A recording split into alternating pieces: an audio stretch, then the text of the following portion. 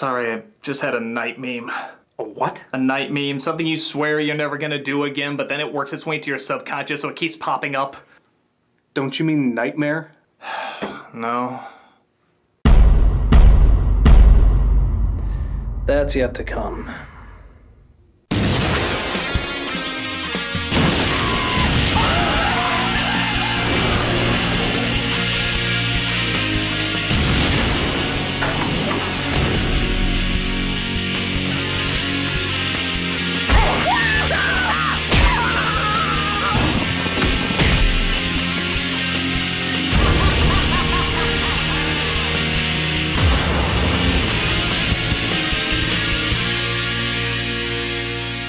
Hello, I'm the Nostalgia Critic guy. Remember it so you don't have to. Once upon a time, there was an awesome movie called Jurassic Park. Then it gave birth to a shitty sequel called The Lost World. I don't think so. And then that gave birth to The Lost Cause, Jurassic Park 3.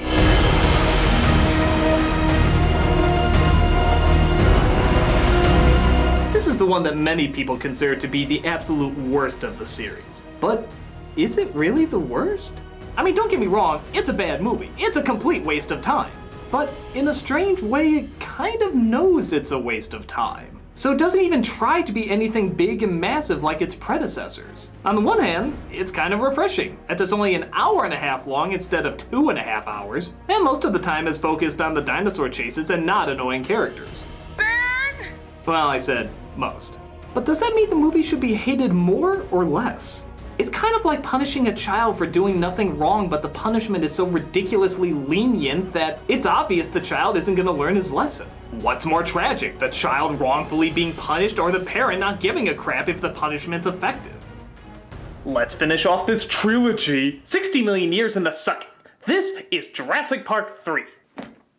It begins with a kid paragliding with some tour guides along the island from the second film that's apparently restricted. And in case that wasn't clear for all the kindergartners this movie was made for, they write it in big cartoon letters to clarify. Thank you. Why don't you just spell it out a little bit more in case we're too fucking stupid to follow?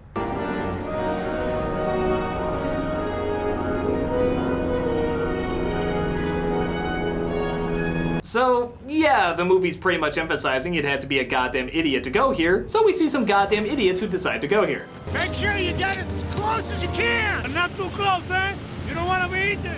I mean, come on. They know they're taking a kid into a restricted area filled with fucking dinosaurs. What could possibly go? Yeah, after the dinosaurs eat the boat, the kid and the other guy, obviously there just to get eaten, cut loose and get blown onto the island.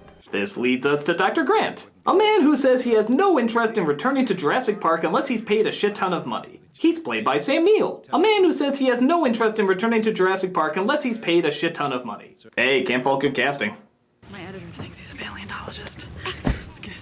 Hey, Mark! We see what absolutely nobody wanted to see. Dr. Grant and Dr. Sattler completely split up as she decided to have a family with someone else. Oh yeah. You nailed that one, movie. That's exactly what everybody was hoping was going to happen by the end of the first film. Just like Tommy Lee Jones splitting up with his wife in Men in Black 2, or the orphanage being shut down in Blues Brothers 2000, or all the supporting characters being killed in Alien 3. You made one of the most likable elements in the previous film mean completely nothing. Why don't you just write a big sign at the ending of the first movie saying, "You don't like this. You don't want to see this go anywhere. Do not focus on the heartwarming moment we're intentionally focusing on." Bullshit. So you know Mark's been working for the State Department now. Yeah, what do you do, Mark? Yes, what do you do aside from pumping out children for my baby-obsessed former girlfriend? So what are you working on now? Raptors, mostly. My favorite. The even stranger thing is, they still have chemistry. When they talk, I want to see them together. I want to see them figure out dinosaur shit. We found what looks like a very sophisticated resonating chamber. Wait a second. So we were right. I mean, they had the ability to vocalize. But nope, his girlfriend in this movie is replaced by this guy, Billy, played by Castor Troy's brother from Face Off. And this time, instead of focusing on swapping faces, he's focusing on swapping raptor voices. As, get this, they recreate a raptor's vocal chamber, so they can flawlessly recreate a raptor's call. Listen to this.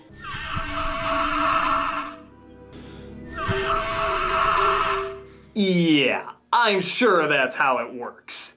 Hey look, I have the vocal chambers of Keanu Reeves. Whoa. Bogus. Somebody put me in a good movie.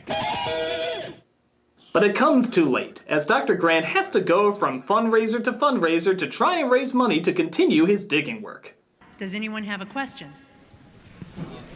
Does anyone have a question that does not relate to Jurassic Park? Hey, it's like the real Sam Neill at a comic convention.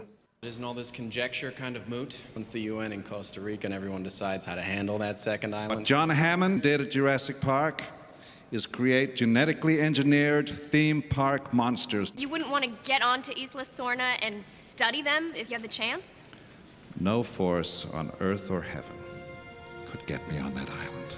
That's right, no force on heaven or earth could possibly get him on that island. Except for the exact same thing that got him there in the first one. I could write all kinds of numbers on this check, Dr. Grant. This expedition is run by Paul Pussy and Amanda Pussy, played by William H. Macy and Taya Leone, who tell Dr. Grant they want to explore Isla Sequel on a plane for their anniversary. And because this movie is just eager to get itself over with, he blindly agrees. But he can't help but feel something terrible lies in the future.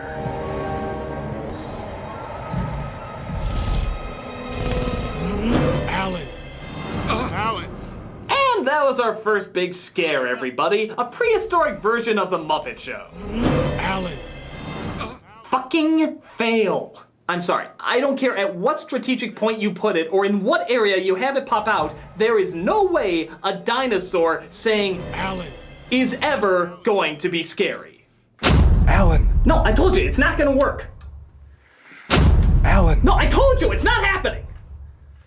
Alan. That's it, I'm out of here. Alan. You piss off! Hey, Critic, I've got this pain in my stomach. Could you check it out? Yeah, sure. Alan. Damn it! Will you get lost? Alan. Hello? Hello, is this Nostalgia Critic? Yeah? This is the St. Joseph Hospital. I regret to inform you that your mother has just passed away. What? Yes, she died last night peacefully in her sleep. God, I didn't even know she was sick. She wanted to keep it from you. She knew how busy you were and didn't want to interrupt your work. Sweet Jesus. She fought hard. She put up a good fight. But in the end, there's simply nothing we can do.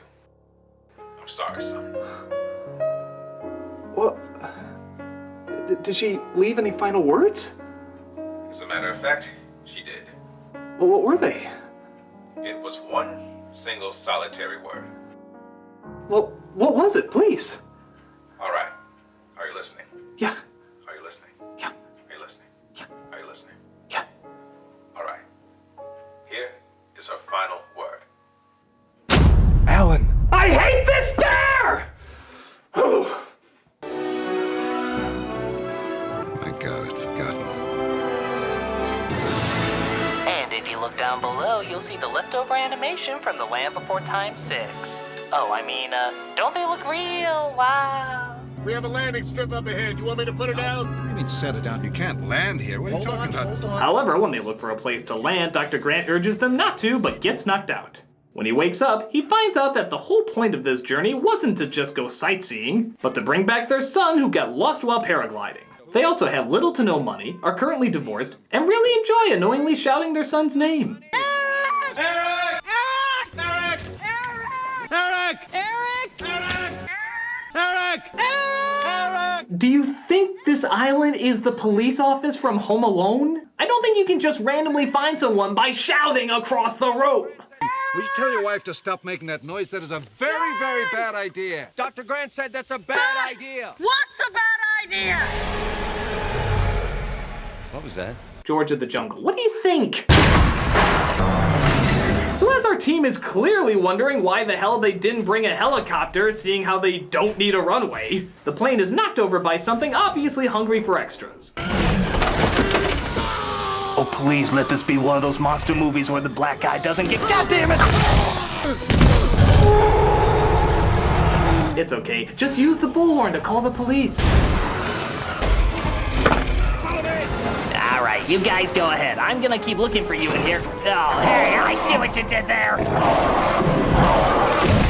But sure enough, who makes another appearance? I'm a motherfucking T-Rex! Yeah! Motherfucker! Yeah! Go in there and teach that squiggly jawed bitch! Yeah! Yeah!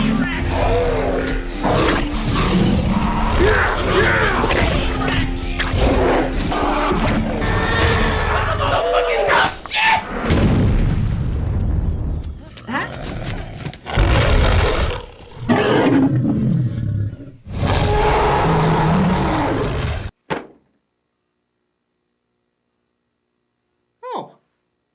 No. That didn't just happen. That was the motherfucking T-Rex. Nobody outdoes the motherfucking T-Rex. Who's this bitch that thinks she's the motherfucking T-Rex? She's not the motherfucking T-Rex. In the poster for Transformers 4, the splooging of the dong. That's not a dinosaur that looks like Daffy Duck's beak after it got shot. It's the motherfucking T-Rex. It's like killing off Batman and replacing him with super duper better man. No. There's just some things you do not fuck around with. It's like taking a kid's favorite toy and being like, hey there, kiddo. You like your Dora the Explorer doll? Sure do. Well, what would you think if I got you a brand new Barbie doll? Oh, that's okay. I love Dora. No, you love Barbie. I'm pretty sure I love Dora. Oh, look at that. Barbie killed Dora. Now you have to love Barbie. Poor Dora. You will care nothing for her. You instead love your Barbie doll. I don't want to. You will love her. No, Daddy, no. Wow. I was in a dark place when I wrote that. But what do you expect? Can you really fucking blame me after seeing the motherfucking T-Rex be... I need a break. Here's a donation site to give money to the greatest dinosaur who ever existed.